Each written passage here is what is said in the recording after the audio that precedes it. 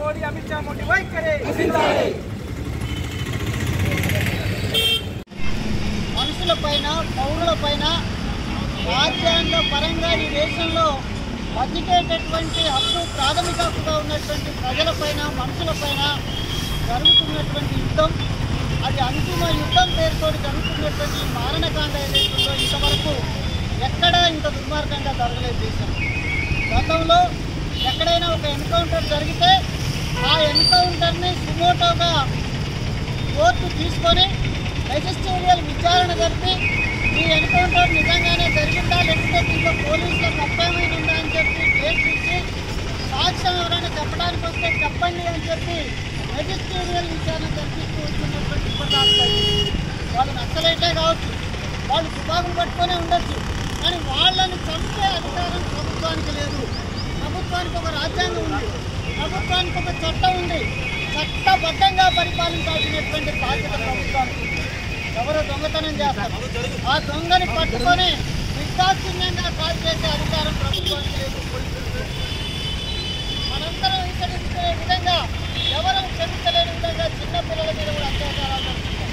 అత్యాచారం చేసినటువంటి వారిని కూడా నడిబజార్లో కాల్చేసేటటువంటి అధికారం ప్రభుత్వానికి పోషిస్తున్నప్పుడు వాళ్ళని తీసుకొచ్చి వాళ్ళని కేసు బుక్ చేసి కోర్టులో విచారణ చేసి వాళ్ళ నేరాన్ని రుజువు చేసిన తర్వాత మాత్రమే వాళ్ళకి చట్టబద్ధంగా శిక్ష వేసేటటువంటి అధికారం.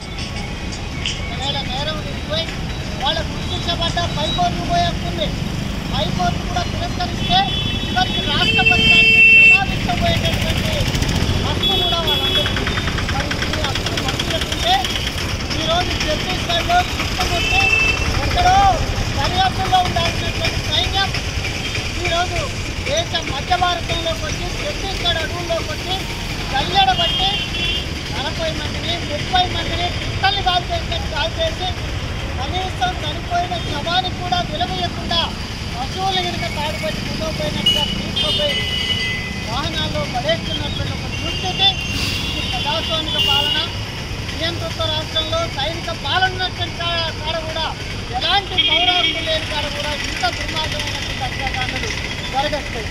పైగా ఆదివాసుల్ని మావోయిస్టుల పేరుతో ఉన్నటువంటి వాళ్ళని చంపిన తర్వాత డ్యాన్సులు వేస్తాను. హోమ్ మినిస్టర్ అమిత్ షా లాంటి వాళ్ళు సీట్లు పంచుకుంటారు. అయిపోయింది నక్సలిజం అనేటటువంటి దేశంలో ఉండదు, అందరినీ ఏరేస్తాం. పార్టీ చివరి నాటికి 2026 నాటికి చివరి నాటికి నక్సల్ విముక్త భారతం అని చెప్పి చెప్తున్నారు. ఒకవైపు దేశ సంపదంతా కూడా అదానీల వశమైపోతుంది, సామ్రాజ్యవాదులకు పెరగదొడ్డైపోయింది. ఇక్కడ ఉన్నటువంటి సకల సంపదల్ని సామ్రాజ్యవాదులు కార్పొరేట్ శక్తులు కుమ్మక్కై దోపిడీ చేస్తుంటే వాటిని రక్షించలేనటువంటి ప్రభుత్వాలు, వాటికి దళారీలుగా ఉండి దోచిపెడుతున్నటువంటి ప్రభుత్వాలు ఈనాడు నక్సల్ విముక్తి భారత్ అని చెప్పి చెప్తున్నటువంటి నాటకం ఏదైతుందో ఈరోజు ఆదివాసీ ప్రాంతాల్లో, అది ఎంత ప్రాంతం ఛత్తీస్గఢ్ విశాల ఆసియాలో ఉన్నటువంటి భారత ఉపఖండంలో ఛత్తీస్గఢ్ వైశాల్యం ఎంత.